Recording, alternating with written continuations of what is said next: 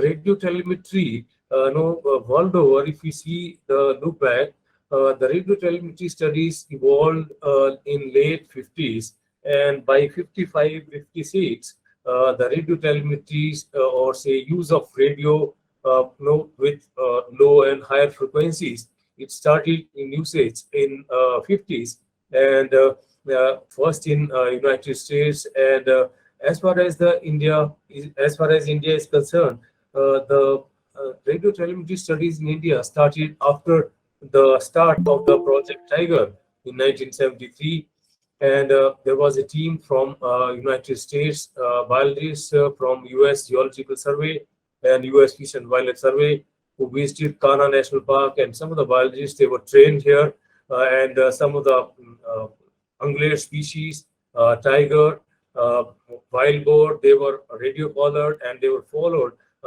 for 4 or 5 years, and so that was the beginning of radio telemetry studies in India. Although that data remained unpublished, it has not been published so far. But subsequently, later on, the studies which were taken, they have been widely published in various national and international journals. So, as far as the radio telemetry, there is the little bit on the background of the radio telemetry. As far as India, till date, more than 80 studies have been conducted on radio telemetry, covering a large number of species. Although most of these species, they were no large mammals, or say glamorous, or say what you call charismatic species, whereas birds, reptiles, and amphibians, they have been little attended or far less attended compared to mammals and to some extent birds. Now, what happens in radio telemetry is that it is a method of measuring biological parameters of an animal from a distance. It is like remote sensing, that you get data from a remote area, standing at remote place through satellites or through imagery. So that is more or less it works in the same way that we record important data on movement and behavior of animals by not coming in contact with them directly. The method is used to track individual animals from a distance, and telemetry means basically communication, measure of remote communication. So telemetry is a process by which measurements and other data may be in the form of, say, for instance, activity data, heart rates, temperatures, mortalities, patterns. They can also be monitored, although quite expensive. A lot of money has to be spent on this, collecting data on these parameters. So that is what the other data means. That can be collected on the animal or the subject or the object animal, which is located at a remote or inaccessible point, and transmitted to a receiving equipment for monitoring.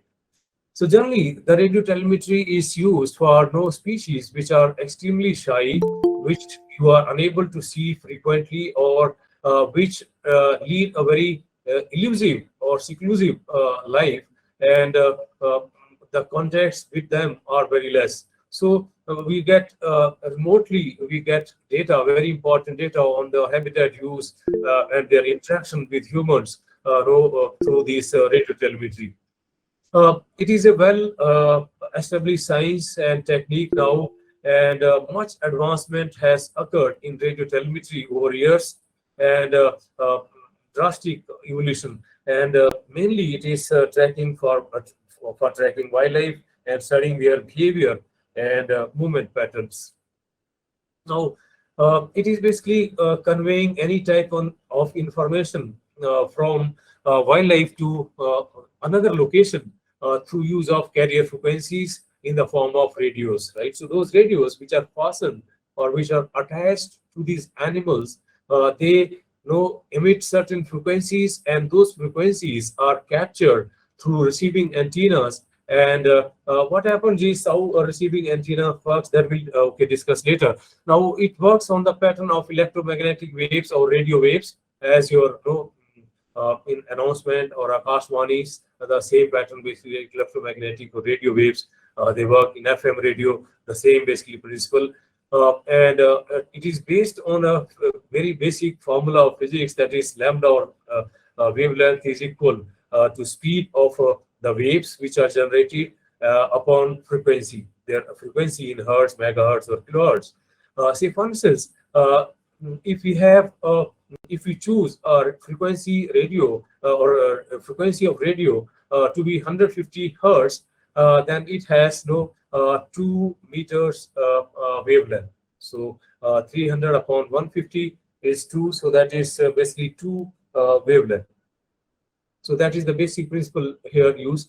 Now, as far as the different basically radios is concerned, they are they comprise of low frequencies, high frequencies, very high frequencies, ultra high frequencies, ranging in the frequency ranges as given here. Lower is say 0.03 megahertz to nearly 3 megahertz, whereas ultra high frequencies or UHF emitters, they work at 300 megahertz to 1800 megahertz, like in case of TV.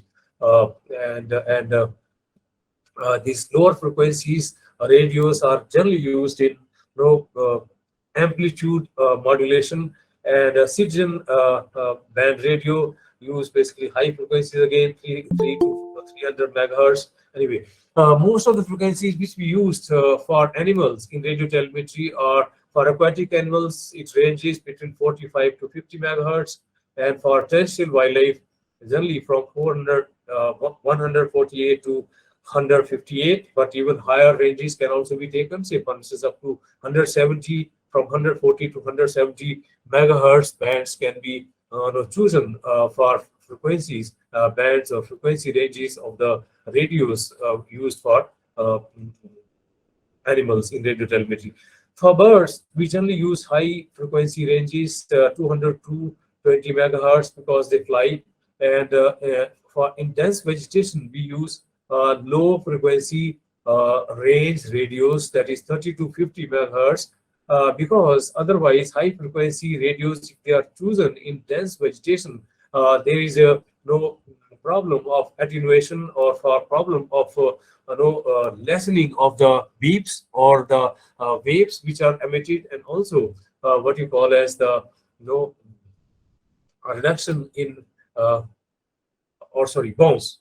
Yes, the high frequency waves which are emitted from radios or animals which have been radio collared in thick vegetation or thick forest, there is a bounce. So it appears as if the signals, or say receiving signals from the which are received from the radios, they are coming from different directions, and it is very difficult. It becomes very difficult to pinpoint that which direction the animal is located. So generally, in dense vegetation, we use low frequency radios. Now, lower frequencies have, like say, less affected by topography and require large antennas, as we have just discussed in previous slide. And higher frequencies, they have narrow directionality and greater problem with bounce. So they also have bounce. So very high frequencies can also cannot be used. So VHF for very high frequencies are generally VHF collars are generally used for terrestrial wildlife, whereas ultra high frequencies are generally used for aerial mode, say, which are monitored through satellites.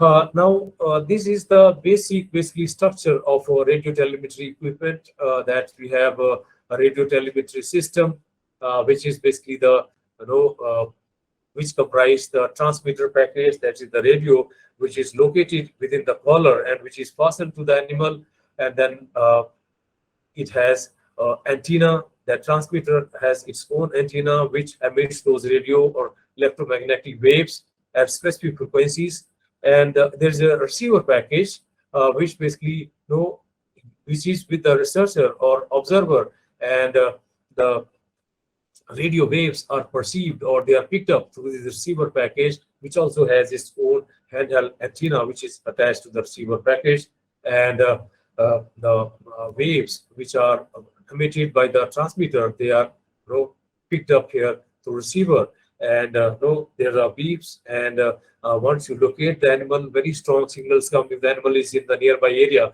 very strong beeps, no, pulses per seconds or per minutes they are generated, and if the signals become weak, then the pulses generated per minute or per second, their rate it declines.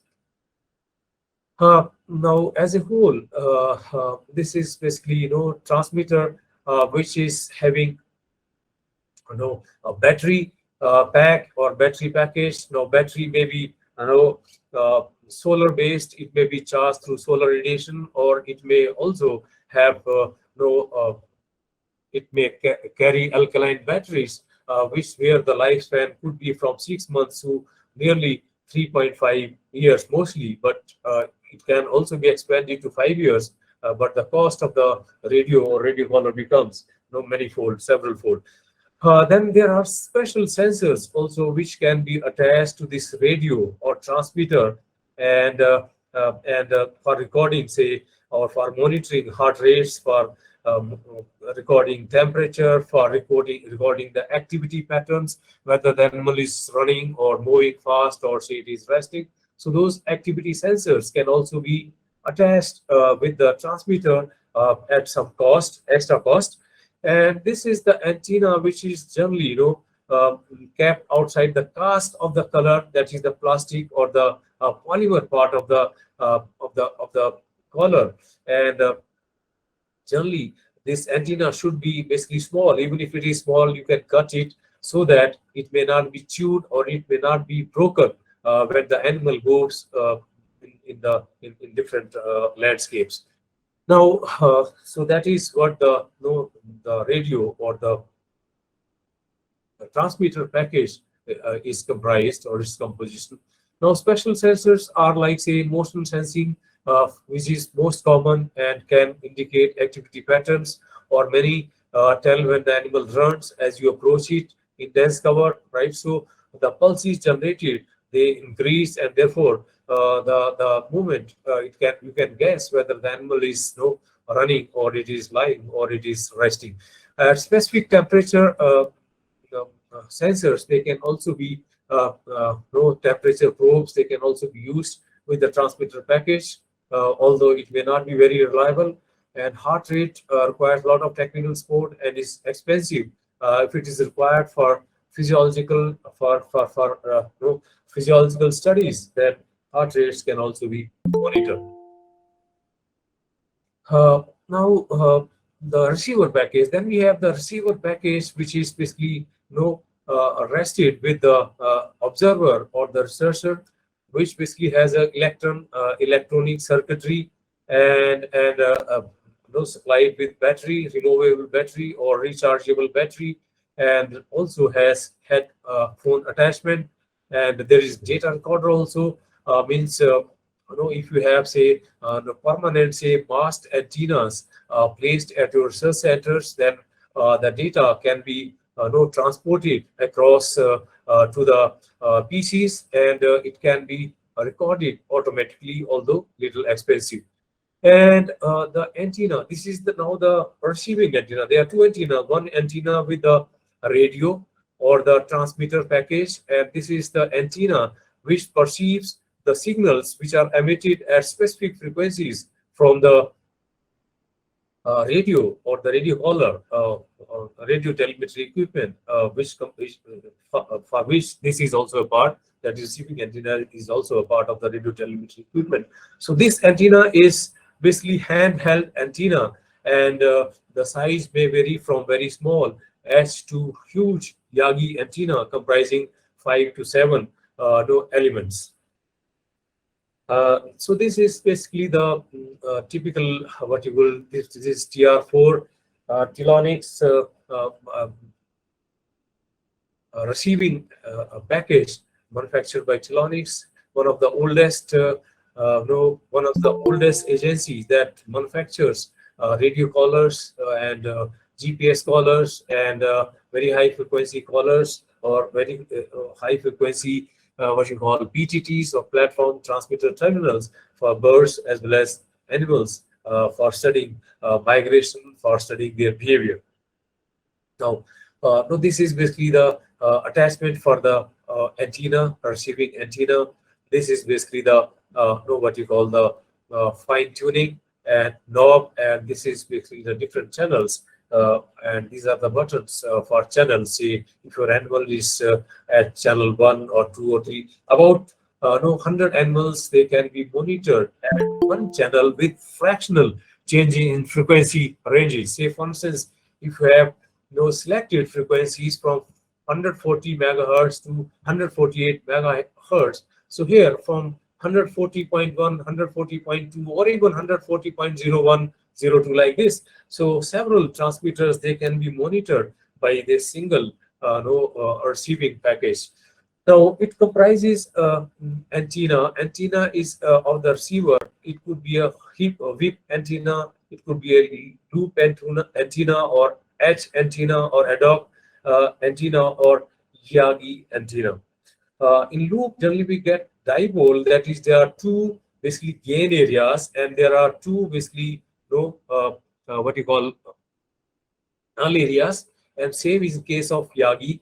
Whereas whip or whip antenna is generally used for to just know that the animal is around, but you do not get exact location or fix of the animal or lat long of the animal with whip antenna, right? So it is generally used mounted on the vehicles or on the bikes to track animals, to have a easy access to the frequency waves which are emitted by the radios, rather than using or rather than locating animals through handheld antennas. So once you locate the animal that is within range, it can work up to very strong whip antenna may work within a radius of 3 to 4 kilometers. So once you find out that the animal is with the whip antenna, once you locate that the animal is within 3-4 kilometer radius, then you can use the Yagi or H antenna types to triangulate the animal or to home in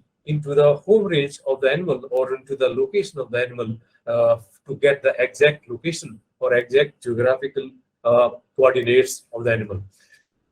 Now, there is again a term which is used here, that is the measure of antenna's ability to receive signal. Means it is the measure of the ability of the antenna to receive signal. If you have stronger gain, means the animal, the transmitter is emitting very powerful electromagnetic waves, and the animal is very close to you. Now, when you move the antenna towards the animal, towards the area, towards the place, or towards the direction from where the signals are coming, then on the opposite side you get these back lobes which basically interfere with the signals, and the more the back lobes, the lesser the gain, right? So that is basically physics. We need not go into the much details, but generally in dipole antennas we have more back lobes, and therefore it hinders with or interferes with the signals which are received from the antenna, radio antenna or transmitter by the receiver antenna. Now, antenna height, signals which are moving Earth surface, they rapidly lose their strength, and optimal strength is basically obtained when these waves, they are striking at an angle of 20 degrees. So that is basically the physics which have been worked out by programmers, and although we don't have much significance, but we can say that at 20 degrees when they strike the antenna, that is why we keep moving the antenna across all directions, so that in case they happens to strike at 20-degree angle, then perhaps we get the maximum gain. And doubling antenna's height results in about 50% increase in range. So that is why sometimes on vehicles or moving vehicles, the very long or tall antennas, so-called mast antennas, they are attached, and so as to increase the gain or the range. The important characteristics of the receiving antennas are that they have signal gathering capacity that contributes power to the receiving process, and the gain of receiving antenna is measured in decibels. And receiving antennas generate a three-dimensional X, Y, Z plane. They basically generate. They receive, generate. Now, how basically a receiving antenna works is that the electromagnetic waves or radio waves, which are generated or emitted by the radio or transmitter fastened to the animal, these waves, when they come in close proximity to the receiving antenna of the receiver package, they induce some voltage in that area. They receive or they generate or they induce some voltage in the area around the receiving antenna, and becomes, therefore this voltage becomes the source of input to the receiver or to the receiving package. So the signals which are emitted by the radio, they become source of input to the receiving antenna, and that is how we basically locate the animal. We get those beeps or pulses when the animal is in close proximity. Now, these are the different types of antennas. We have whip antenna, which I told you that it gives a location of the animal in 2-3 kilometer radius, and we use generally to locate it quickly. And then we basically use H or Yagi antenna to pinpoint, to home in into the animal and get its GPS location. But homing is difficult in forested areas, because the moment you move further by homing in or zooming in into the and towards the animal locations, the animal further moves away from you. So therefore, you get basically dislocated. Sorry, the animal, you are unable to come in contact with your area. You are unable to pinpoint the exact location of the animal. Whereas in flat areas or in open areas, in grasslands, open habitats, scrub areas, the homing in is a very good method, and it gives you much accurate information on the location or the coordinates of the animal, rather than through triangulation in the forest, where we get basically one or more what you call locations through radial distances, or through from the areas, from the directions from where the signals are coming. We move to 2 or 3 points, and then we try to bisect these points and locate the animal on the reference map, their coordinates. Then attachment to the transmitter, they neck collars, breakaway collars, expansion collars. Breakaway collars are generally used to the animals where the animal is growing. Sub-adults or young ones have been captured. So we generally use the breakaway collars. So after 6-7 months or 8 months or 1 year, the collars they break, and otherwise they will choke the neck of the animal. And expansion collars are also basically same, that a lot of foam or say soft material is used within the cast of the collar, and so that with the growth of the animal, that foam basically that fills the neck area, the space between the neck and the inner perimeter of the collar, and therefore it doesn't harm the animal. In case of avian species, tail mounts have been used. They may be attached to quills, especially in case of hawks and eagles. These tail mounts are small chips, basically, which weigh in weight from as small as 0.1 gram, 1.19 gram to 3 grams or even more. And they can be attached to quill, they can be attached to the bill, they can be attached to the back of the animal with the help of glue. Backpacks are used with adhesives on the backs of the birds, and nasal mounts can be used in waterfowl, and the leg mounts are generally used on herons or herons. Information on the location of an animal through radio-telemetry can be obtained in 3 ways by homing. We have just discussed. Homing means actually locating the animal. In open area, in plain area, you get signal and you start basically going closer and closer to the animal, and lastly you see the animal. Even if it moves away, even if it runs away, you identify that area, and you can take the geographical location of that area or coordinate latitude and longitude of that area with the help of GPS.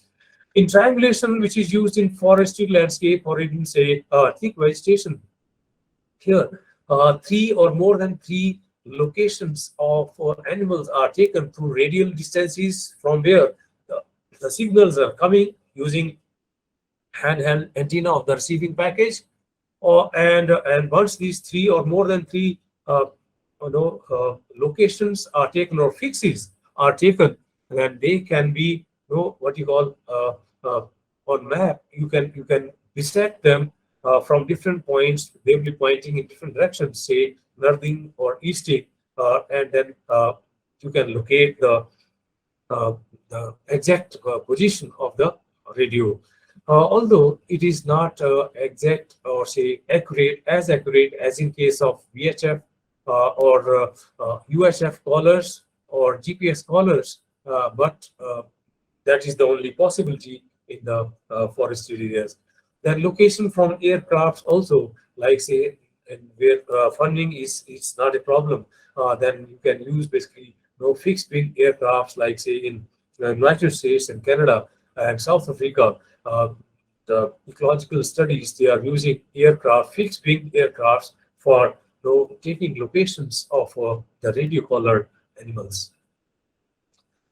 Now, it has radio telemetry has allowed us continuous observations as well as discontinuous observations, repetitive data on identified animals over a period of time. You cannot take end long for a very so long period or forever, but for the time duration that is which is basically the life cycle or the lifespan of the collar. Up to that time, we can take data on and off on these animals, and we can generate information on movement and ranging patterns, habitat utilization, behavior.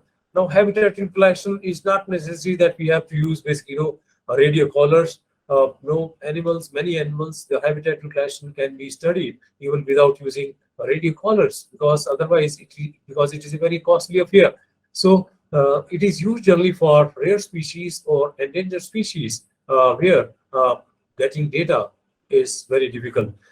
Behavior, like say for instance, migration, ranging behavior, predatory behavior, how long or how frequently the animals are coming in contact with villagers, how frequently they are coming in close proximity of livestock, how frequently they are coming close to vehicles. All that can be managed by radio telemetry. Daily commuting routes of the animals, they can also be mapped and generate very important information. Like many people are working now on urban wildlife, so densely populated cities, many animals where around cities they are forest or suitable habitats. The animals are coming to these cities sometimes for to garbage dumps, like say bears, carriers, foxes, wolves. They frequently visit garbage dumps with the focus that they'll get some food or say for food material from these garbage sites. So these movements of such animals, which are frequently coming in close proximity with humans, they can be monitored using radio telemetry, and accordingly the conservation and management plans, they can be worked out for such endangered species. Roosting sites, what are the roost size characteristics? Sometimes species it's very difficult to locate or to find out their roosts, but if they are collared, then it is easy. The roost sites can easily be located. So intensive data on the ecology of these roosting sites, what is happening there, that can be recorded by researchers or biologists using radio telemetry. Resting sites, like say during migration, when birds they migrate long distance, say 1,000 kilometer, 2,000 kilometer, or even sometimes animals. There was a record in 2004 that Godwit, it migrated from New Zealand to Alaska, covering 8,000 kilometer non-stop. Such animals, although it non-stop, but sometimes they get down to suitable habitats, and then they have to feed there and then further start their migration. So such routes, such resting sites, or what you call as the stopover sites, they can be mapped, or the information on these resting sites can be obtained through the maps, or what you call the thematic maps, and uh, any pressures, any disturbances, threats, they can be worked out, or they can be quantified on these resting sites if there's any severe threat to these animals. So this is some of the important aspects of radio telemetry in wildlife conservation and wildlife management. Now we'll talk about the start with the telemetry in India. Famous, basically, biologist who has worked for a very long time with U.S. Geological Survey and U.S. Fish and Wildlife Survey, and is adjunct professor at University of Minnesota. So he was requested by government to come to India in 1976, and when Project Tiger was launched, and he basically was the basic purpose of bringing him to India was to train few biologists and use radio telemeter, use radio collars on tigers and monitor their movement in the national parks, which were declared after the launch of the Project Tiger. Now, in 1976, during the project, he visited Kanha National Park, where these tigers were radio collar, and also two sambars, three nilgai, spotted deers, wild boar. They were radio collar and monitored or tracked from 1976 to 1980. Then subsequently in 1980, Asiatic elephant, one Asiatic elephant was radio collar, and Indian tiger, and then Asiatic lion. One lion was also radio collar, engaged and tracked. Now, David Meese, or Dave Meese, when he went back to United States, he wrote important. That was the first book on handbook of animal radio tracking, which was published by University of Minnesota in 1983. And this is the basic book on radio telemetry, and all who are using radio telemetry basically use or study this book, because it gives background, or subsequently many edited books have come on radio telemetry, discussing various problems, various issues related to radio telemetry. Now, this is a picture, very famous picture of Dave Meese, and he still visit Alaska, the what you call this Arctic wolf areas, and some of the wolves, they have got habituated to his presence, and he has mentioned a chapter on a very important book which was published in 1998, 1999, that how wolves got habituated to his presence, although it is basically risky coming in such close contact to the wolves or any other carnivore, which may sometimes attack, because they have the basic instinct of they may treat you as a prey, and they may attack, and they live in very large packs. Is very risky. Okay, then the first full-fledged study on radio telemetry in India was taken up in 1983. This was on we have started with I was discussing about Project Tiger as the launching pad for radio telemetry studies in India. So we have discussed this, I believe. Hello. Yes, sir, we were on this part itself. Okay.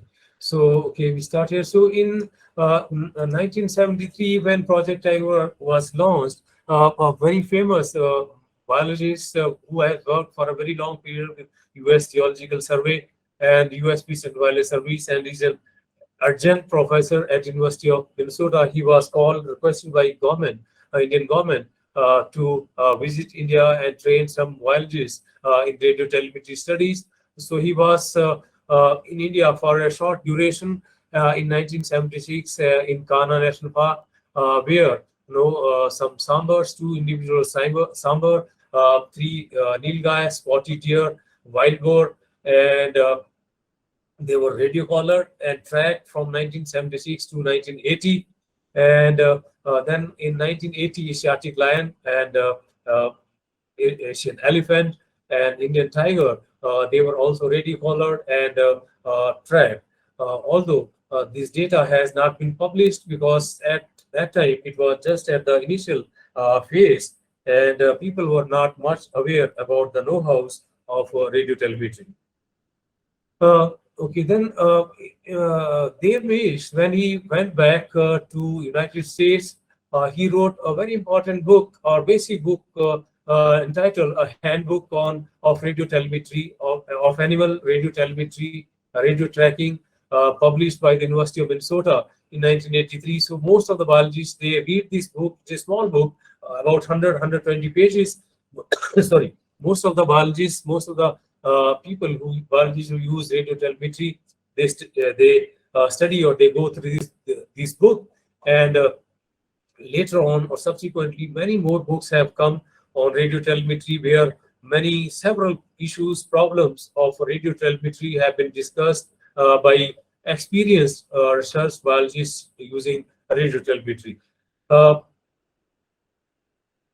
this is a very famous photograph of Dave Mish, which is taken in Alaska and on what do you call this? Arctic wolves. So Arctic wolves live in the Arctic. He still visit, or 80 plus old. He still visit Alaska every summer, every spring, and spend some time recording or taking data on Arctic wolves. And a pack was habituated to him, and he recorded a lot of data and has been compiled as chapters in a book, Wolves of the World, which was published in 1988-89. So although it is risky, dangerous going close to these large carnivores, because they live in very large packs, sometimes they may attack thinking you as a prey or thinking you moving into their home range or into their territory, so they may attack. So it is quite risky. One should not do this. Although Davish has managed and taken a lot of data after habituating this a pack of wolves in Alaska. Now, the first full-fledged study on radio telemetry was carried out in 1983 by Crocodile Research Center of Wildlife Institute of India at Hyderabad. Here, 12 gharials, they were radio tagged and tracked for extended period of time in Chambal River, and that basically begins the radio telemetry phase or radio telemetry studies in India. And subsequently, radio telemetry study was taken on Western Tragapan in Great Himalayan National Park, but it was again not very successful because of the terrain, because of the bounce effects of the radio telemeters, and this was basically VHF radio telemetry, although GPS radio telemetry would have been much useful here. Then radio telemetry study on storm francolin, which is a vulnerable species. Western Tragavan is a critically endangered species. Only few birds are left in Himachal Pradesh and Uttarakhand, and from J&K or Jammu, Union Territory of Jammu and Kashmir, it has almost gone extinct. And storm francolin studies was taken up by AMU, and this was from 1991 to 93, where 12 individuals of storm francolin they were captured, and extensive data was taken on their breeding behavior, nesting behavior, ranging behavior, and what you call this movement pattern. Then on Kalish also another full-fledged study was taken up in Shimla Hills by Virendra Sharma, who has later basically left and joined some other organization. He's not now no more working in wildlife as far as I know. Then radio telemetry in Gir was taken up in Gir National Park in late 80s, and then radio telemetry studies on snow leopard was also taken in Trans-Himalayas in Ladakh, and also an Asiatic elephant later on, both in North India, like say Rajaji National Park, then Palamu, and then South India and Northeast India also, on border of West Bengal and Orissa, where elephants, they migrate in the corridors and kill many people, thousands of people annually. Okay, so a radio telemetry study on Tibetan wolf was also taken up by Wildlife Institute of India recently, and also on plain wolves in the Deccan and semi-arid areas or semi-arid biographic zone in Gujarat. Velvadar was taken up by Wildlife Institute of India in 90s. Also on King Cobra in 2008, Runeless Whitaker, he has done some work and translocated some cobras from one area to another, say 4 or 5 kilometers from the area from where they were captured. So this rat structure basically is the uh, the radio transmitter or insertable transmitter, which is used, which has been used on a cobra in Agumbe rainforest in Karnataka. So a lot of data on the movement pattern of king cobra has been generated by Rumlus Whitaker and his co-workers, and the cobras have been monitored since then, since 2008. It is we generally believe that perhaps snakes move over very large areas, but their range is very restricted. They do not move more than 3 or 4 kilometer in a linear manner, and perhaps a few hectares along in a plane. Okay. Then these are the basically equipments that manufacture the radio telemetry equipment. Advanced telemetry system in Minnesota is again then African wildlife tracking in Pretoria in South Africa, and AVM instruments in California, BioTrack in UK, and Lotec in USA, Canada, UK. They have expanded. Earlier it was only in US. Nippon in Japan, and then Surtrack Limited in New Zealand. Telonics is again one of the oldest manufacturing agencies for telemetry equipment in USA, and Vectronics in Berlin, that is another agency. These are some of the famous agencies that manufacture radio telemetry equipment, and most of the radio telemetry equipment used on Indian wildlife have been purchased from these agencies. Now, these are basically the species, mammals, apes, reptilians, even fishes. They have been studied. One study have been done by in Barakpur in West Bengal on Pisces, whereas most of the species covered are basically mammalian species. 57 studies have been carried out covering 314 animals. So reptilians also, it's substantial. 130 individuals have been studied, like say python, some of the snakes, and lizards. They have been studied for movement pattern or their behavior. Common crane, Eurasian cranes, earlier common cranes, Eurasian cranes have also been studied by EMU in collaboration with biologists from Japan and United States.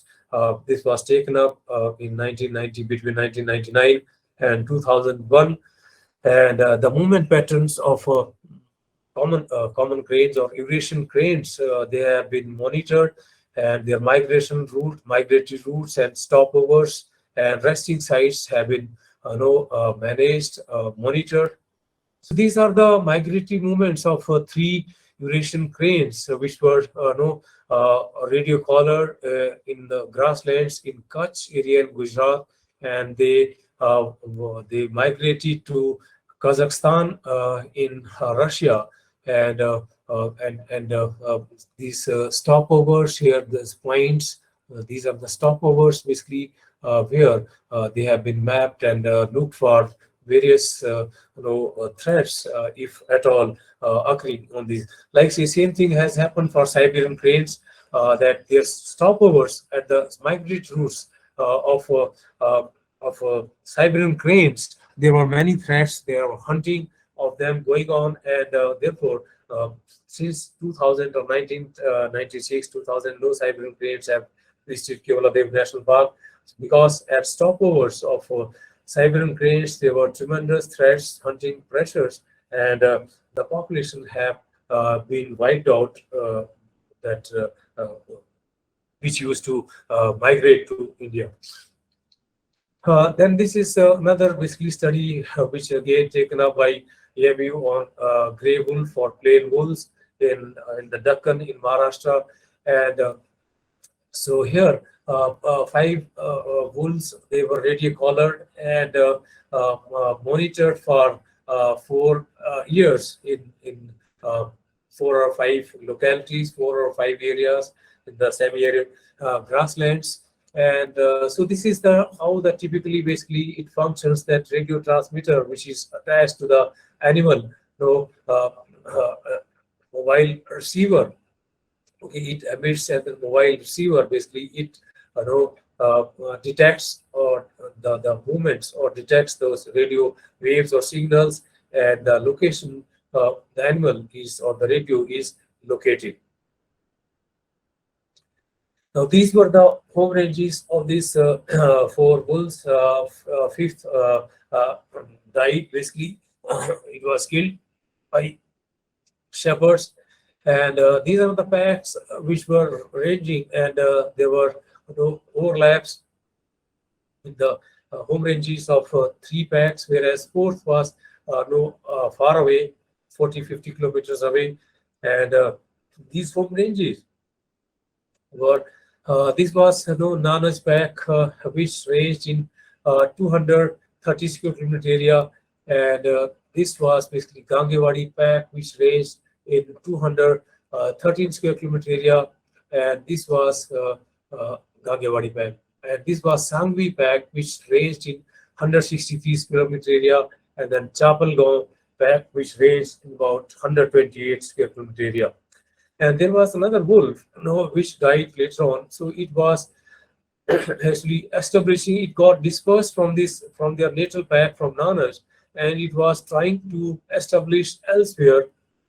And we were able to locate it for almost 3-4 months, and it went to Maharashtra-Karnataka border, and it was located after 3 months. And once the locations they were mapped, it was ranging nearly in 700 square kilometer area.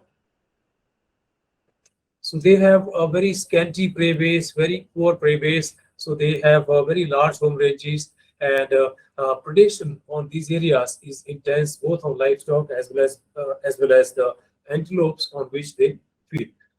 Now, the commonly used radio collars are VHF, or very high frequency radio collars, which are used for, say, which are manufactured for medium to large size species, then small to medium size species, and then large species. These are the generally basically mod 400, mod 500, mod 600. These are the basically radio collars which are used for medium to large species. So we also we purchased mod 500 model of VHF radio collar for leopard and wolf studies, which was carried out by AMU in 2000. Now, this is a typical expandable radio collar, where or breakaway collar. It can be after some time there is a basically drug which is injected, and the dart basically automatically triggers, and it basically tranquilizes the animal, and then you get basically through sensors you get basically continuous locations from one area, and then you locate it, and then you remove the collar. So that is one way.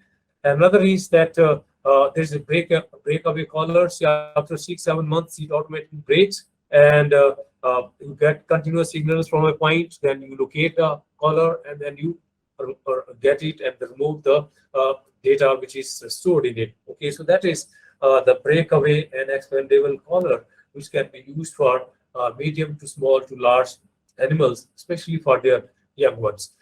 So this is the make. These are the makes mod 400, mod 400. When we were when we had purchased this collar, there it was 400, then 500, and then 550 models only. Now there are three more models which have been added to the list by Telonics, and their weight of the canister means the bulb where the radio is basically harbored. That basically the weight ranges in 400 mod 400 to it varies the weight of the bulb, or what you call as the canister, which contains the radio.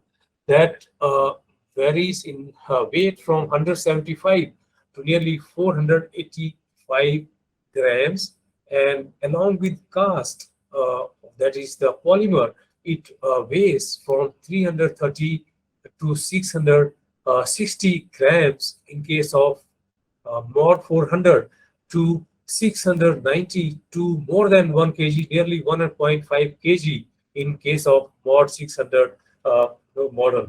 So it also depends upon basically the larger those basically collars which are larger in size. They have better battery backups. They can have long lifespans, and you can get data on extended period, extended duration using such collars. Whereas those which are small in weight, they are not causing any hindrance or much hindrance to the animals compared to those which are say more than 1 kg. Not for all animals, but sometimes if it is say 20 kg, 25 kg animal, and if you attach 1.5 kg collar to it, then perhaps to some extent it may hinder with its normal activities.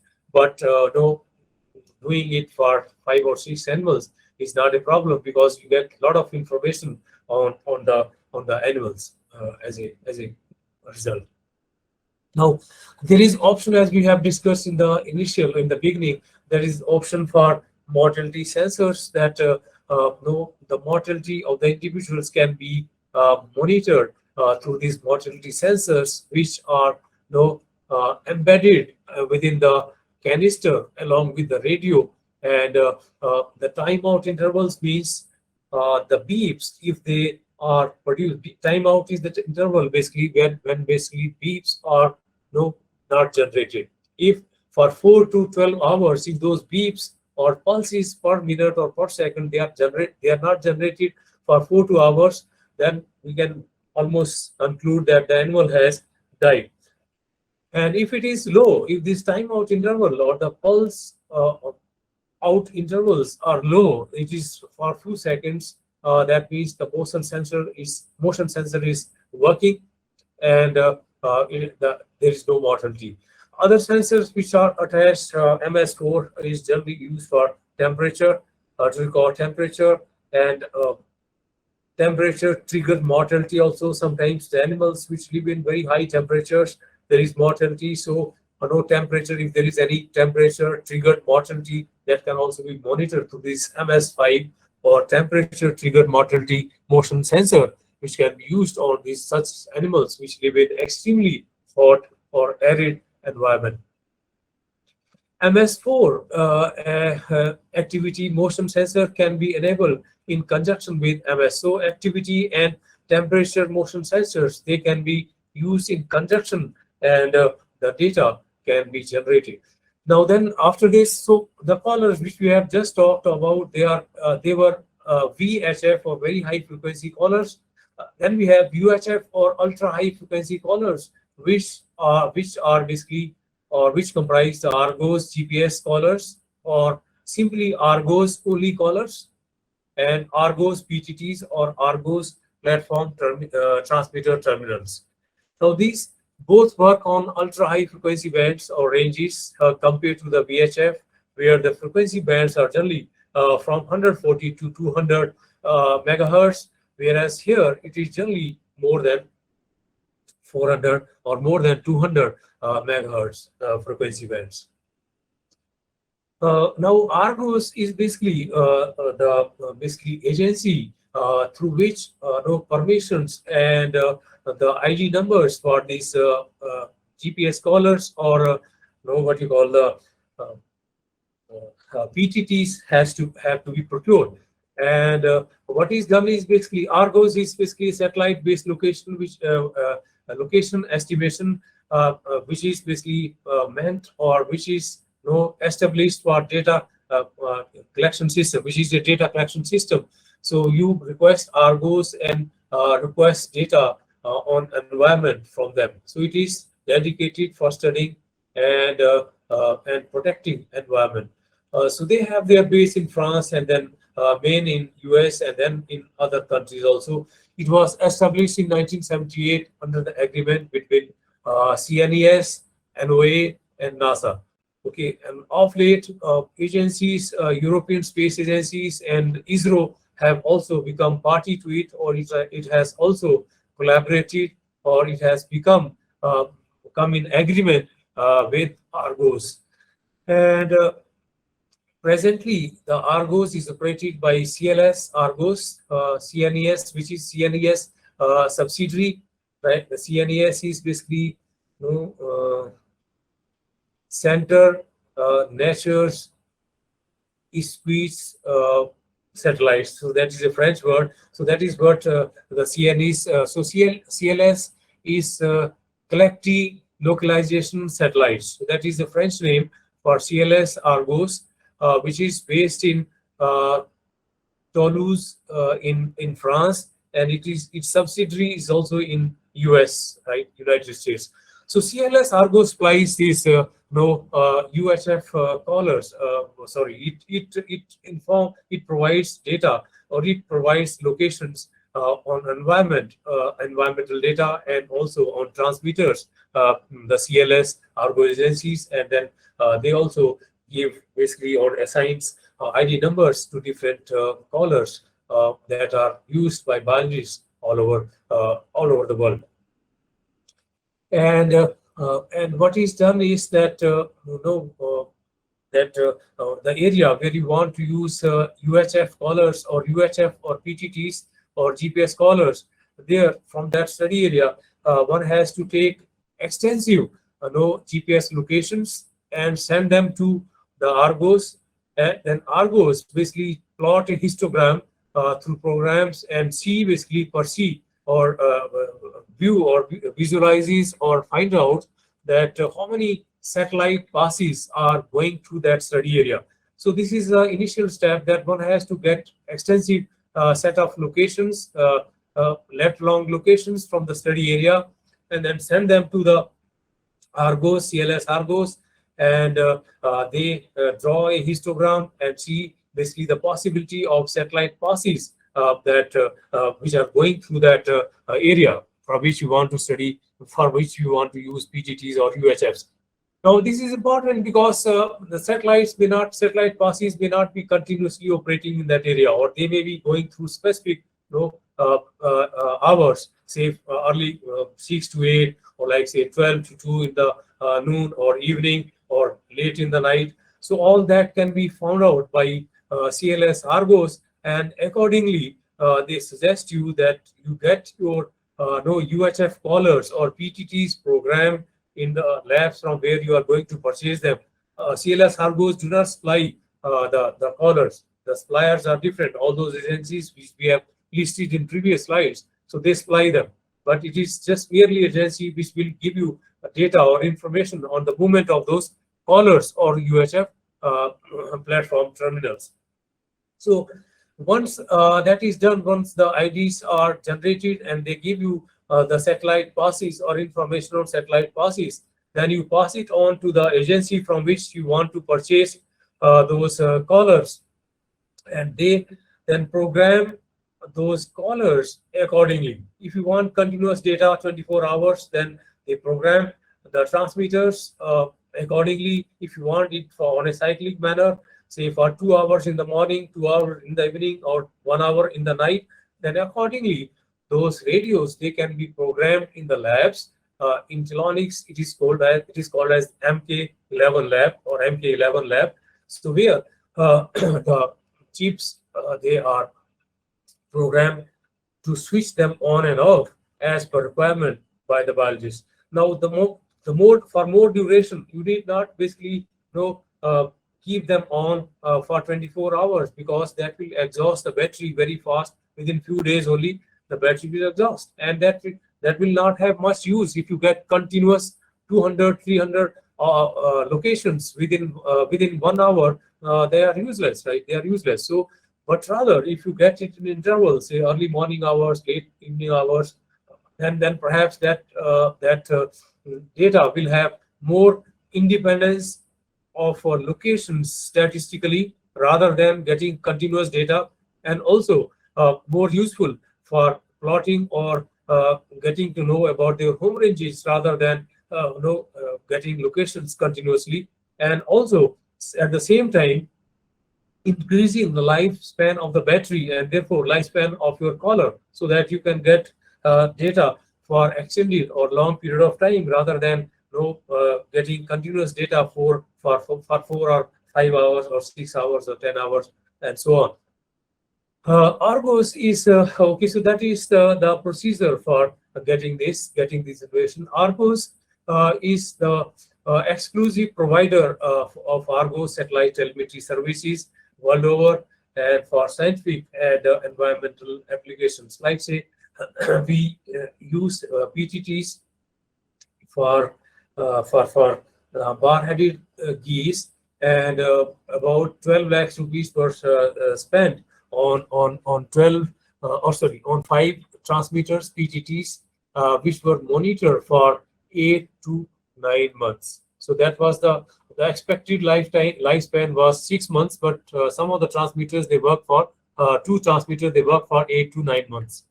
So that is the agency Argos, CLS Argos, that provides you, and they will give you IDs, and then after you pay. Now these IDs should be assigned only when you start your study, right? Otherwise, once the IDs are assigned, and they start charging data, then they start charging data. So it should be assigned once the purchase process has been completed, or more or less completed. Otherwise, you will spend some money unnecessarily in getting the data when your Argos satellite transmitters are not even on, right? They are not even on. They have not even been fastened to the animals where you want to study them. You want to get some data on them. Okay, so that is the agreement between Argos and the researcher, and the amount has been transferred in advance. So for 5 transmitters, we spend around 12 lakhs rupees, including the cost of the transmitters and data acquisition. And then this is a typical GPS Argos collars. Now, GPS Argos collars, Argos only collars means the collars which are used for terrestrial animals, and most of these Argos only collars. Argos only means only through satellite. They have now also been fixed with typical or usual or traditional VHF transmitters. Like here you can see this one is the GPS collar antenna, the other is basically the traditional or VHF collar. So you can track this collar by handheld antenna also, and the satellite transmitter or GPS collar is also there. So most of the traditional Argos only collars, they have now been replaced with GPS collars, where the traditional VS collars, they have also been coupled, so that off and on intermittently we can get data both by radio or ground tracking as well as through the satellite telemetry. The thing is here that you can get a satellite collar, you can get it programmed, or you get its lifespan extended for 5 years by not spending much money, but rather than compromising or reducing the time lags or reducing the hours during which you want to basically collect data, right? Say, for instance, for 1 hour in the morning, or half an hour in the morning, half an hour in the noon, and then post noon and then evening, and similarly for half an hour in the midnight and early morning hours. So like this, we can program the caller, GPS caller or transmitter for shorter intervals and extend the lifespan, and also not spending much money on it. And also during rest of the time, we can basically get data through the ground tracking or through the VHF collar, which is attached here. So that is the beauty of GPS Argos collars, that we can couple them with traditional radio telemetry and get data comprehensively. Now, Argos is exclusive provider. Okay, then advantages. The main advantage of GPS collars have that they have over VHF collar is that data can be collected at any time of the day or night, remotely and regularly, as per requirement, as per the programming which is done in the radio. Most GPS collars are also fitted with VHF capabilities, this we have discussed, so that animals can still be tracked conventionally like usual radio collars, that can be located by drone tracking using handheld antennas, and allowing observational research for extended or long periods of time. The disadvantages of GPS or Argos collars is that the major negative is that these need more power to function than the standard VHF units, and therefore battery is a major worry. And most of the traditional batteries or lithium batteries, they have been replaced by solar batteries. But then again, the problem is that if the animals are in, say, cloudy area, then perhaps that then the solar batteries, they are not charged and you lose data. So these are the major problems or disadvantages of the GPS collars or PTTs, and hence the smallest possible batteries, they need to be replaced, which usually results in reduced battery life, because we cannot have on birds very large, say 1 kg or say 400 grams of radio transmitter or radio collar. Rather, we have to have very small, say weighing few grams only, and therefore the battery pack has to be very small, and therefore the lifespan is very small. Then GPS, GSM. Now GSM is latest technology here. What is basically that GPS? Now GPS collars are the collars where GPS unit is embedded within the collar. Now this GPS transmit the signals to this. It gets the GPS location from the Argos satellite in the orbits. There is a satellite in the orbit, and that basically, once it locates the GPS collar which is fastened on the animal, then it basically transmits that location to the GPS, and then this GPS basically transmits the GPS location to the satellite, basically the Argo satellite, and then to the ground station, and that location is basically obtained. GSM, on the other hand, is basically global mobile communication system, where this GPS location can be sent to a mobile through a text message in say 2021 bytes, right? So that is the latest thing which is. But the problem is that GSM collars, they do not work in certain areas, like say in border areas or frontier areas, where where, say, for instance, in India, say, like if you want to do it in, say, Sikkim, perhaps the GSM collar will not work because the permission is not given. So that is the limitation there. And then another disadvantage is that of these tracking collars are the cost, that they are very expensive, and the VHF transmitter also has some obligatory beep patterns, that some of the battery loss happens, and which goes silent, and therefore minimizes or lowers the battery of the life of the battery. So these are basically the GPS callers, which here 4 GPS callers per day, or 24 per day. They can be generated, and the lifespan for this is 1.7 to 1 years. And here it is where more 24 GPS locations per day are generated. The lifespan is 1 to 1 years, like and so on. So this is the typical GPS collars and their weights. Now that is how the GPS collar functions. I was explaining in the previous slides that this is the GPS collar, Argo's GPS collar, and this is the GPS which is basically located within the collar.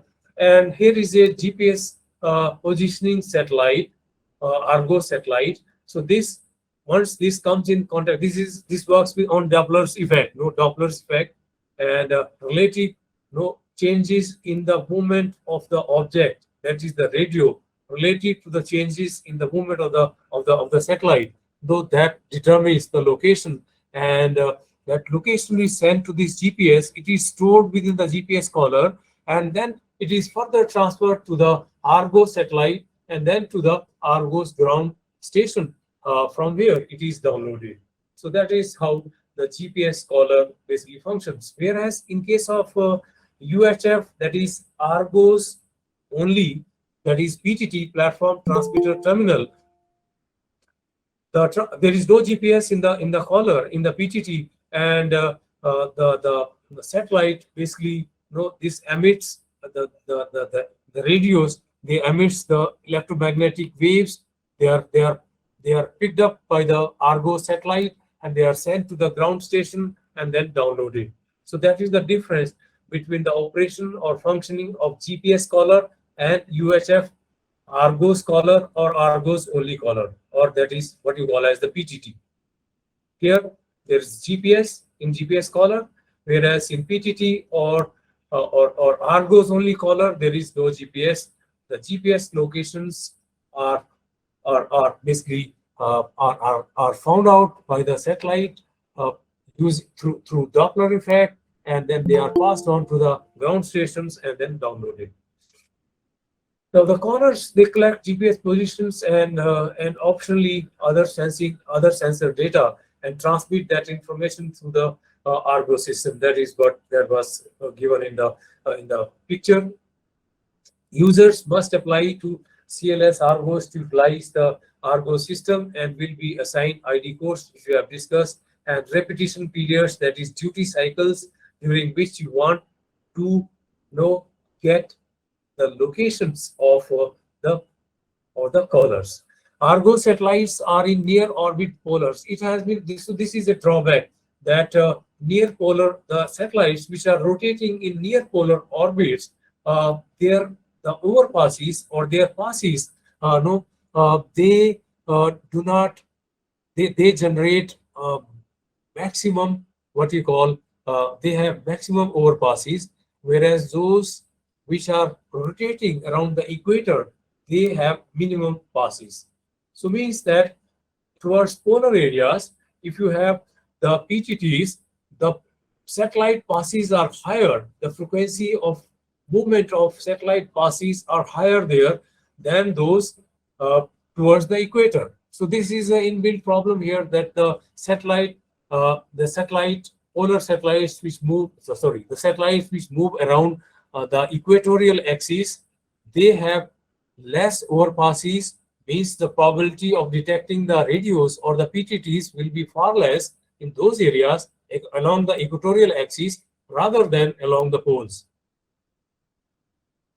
Argo's transmitter, this is again basically a typical which is used for terrestrial animals. Argo's only, Argo's only transmitter here, and means there is no satellite, there is no GPS here in this, and it is slightly bigger for terrestrial animals, whereas in birds it is much smaller and even less than 1 gram weight. PTT has been developed or manufactured by Microwave International for birds. less than 1 gram, but the lifespan is very small. These are the Argos transmitters or satellite transmitters, Argos transmitters or Argos satellite transmitters, which are generally used for birds, large birds like storks. Here, larger in size, TAV 2617 is used for smaller ducks and waterfowl. This is typically used for geese, TAV 2630, which we use for bar-headed goose, weighing about 37 grams. And now, when we used it in 2008, 9, 10, that time the weight was nearly 35 grams. Now the weight of this TAV 2630 PTT has been reduced to nearly 17 grams by Telonics. These were the basically Telonics PTTs or Argos only PTTs, and these are the bar-headed geese which were captured at Source Rover Bird Sanctuary near Agra, and then studied for their home ranges, for their studies, for their movement patterns in the area, in agricultural landscapes and the Yamuna catchment and the Source Rover Sanctuary. Now these are the routes which were basically plotted for the 4 geese that were collared at Source Rover Wildlife Sanctuary. All 4 they went to China, PRC, People Republic of China, and covering thousands of kilometers of distance. And this bar-headed goose, the maximum flight which basically it took was 5,059 meters in the Himalayas and Trans-Himalayas, and then they descended to the Tibetan Plateau. This is the highest flying bird in the world, the bar-headed goose. The maximum elevation at which it has been recorded migrating through satellite collars is 6,444 meters in the Trans-Himalayas. So this is the highest flying bird. Many birds they die also during migration because of what you call lack of food, burning of all their fats. Sometimes you get some geese dying, so they may be because of migration, because of poor expenditure or because of over-utilization of their energy budgets, they die. So all these 4 they migrated to PRC or Tibetan Plateau. And probably all 4 of them, they successfully took part in breeding in these high altitude areas, having hundreds of lakes present in the plateau. This is basically a migratory route of one of the goose which migrated on spring migration or summer migration from Source Rover to PRC or People Republic of China, and then it returned in November to Bharatpur. So somehow the lifespan, the lifespan which was of one of the transmitter, which was basically meant for 6 months, it lasted for 9 months, and we got return data also on the bird, and it returned in November and reached Bharatpur and Keoladev National Park, stayed there for 1 day, and the next day it again came to Source Rover. So this was the data which we got, and these were the stopovers. These are the dots, blue dots and blue and black dots. These are the stopovers of the birds during their migratory route. They do not come straight away, but rather take halts and forage, and then might start their migratory routes.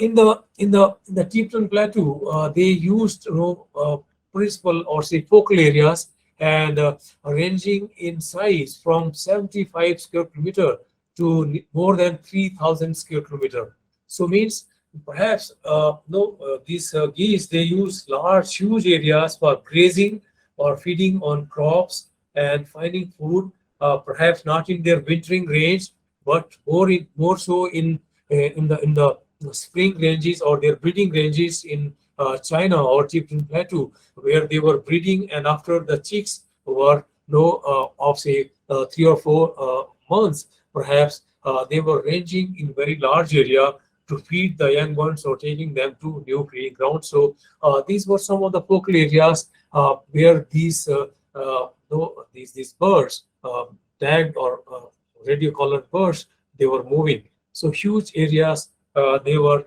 moving in, again signaling towards the fact that perhaps they took part in breeding and nesting and raised their progeny, because of which they were moving a lot along with their chicks in this plateau. So this was the area, no huge areas which they were moving. These four birds in the Tibetan Plateau or the People Republic of China, covering more than 3,000 square kilometer area. So these are minimum convex polygons generated at 95 degree confidence intervals. Okay, so these are some of the notes which were on these birds, like say the bird with ID 7299072, it stopped functioning before returning. For the second bird, individual also stopped functioning before it returned to the wintering ground, whereas third bird also it stopped functioning before it reached its or before it started its return or winter journey to its wintering grounds.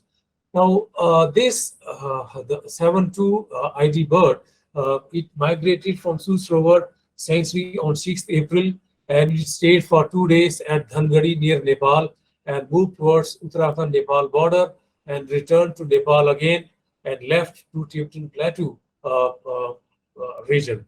The second goose, it migrated from Sus Rover bird sanctuary on 25th March and traveled to Tibet via Nepal, making stopovers around Dudha National Park and then in Nepal. The third bird, which was Gadwal, basically, which was radio-collared at Shekha Jheel, 20 kilometers away from Aligarh. It migrated from Aligarh on 30th March 2010 and stayed around Kasur in Pakistan for 1 day and then returned to Firozpur in Punjab, India, and then Punjab in India. And then afterwards, it migrated again to Pakistan and was located around Gujranwala area. And it appears that this bird died since it was not showing any movement after April and 2010. And subsequently, the transmitter was found again emitting that perhaps it was killed, and that transmitter was no functioning in the area where it was left. The fourth bird was with ID 99075. It returned to a place. So this was the bird where the life of the radio it worked, or the radio it worked for nearly 9 months, and we got the return date also. That is the winter journey of the bird. It returned to a place near Bharatpur on 3rd November and then seen at Sus Rover the next day. Migrated from Sus Rover bird sanctuary, it migrated from Agra on 15th April and stayed for 1 day in Bareilly before migrating to Tibet via Uttarakhand. Then the fifth bar-headed goose with ID 99073, it migrated from Sus Rover on 25th March to Tibet via Nepal, making stopovers around Dudha National Park and Nepal. So this means that perhaps this northern population, perhaps the population which is wintering of geese, which is wintering in the western UP, they are going to China, to Nepal. Similarly, it has been found that the goose or the geese, bar-headed geese, which winter in J&K, they go to China, as well as some individuals, they have been recorded breeding in Ladakh also. Whereas in south, they are going to Mongolia and other countries. So they migrate together in flocks. So therefore, they go to the same area. So this data, which has been generated from north, that is from J&K, Uttar Pradesh, Bharatpur, and South, has helped in establishing that they are different populations and they are coming from different populations for wintering in India. So that is all. Thank you very much.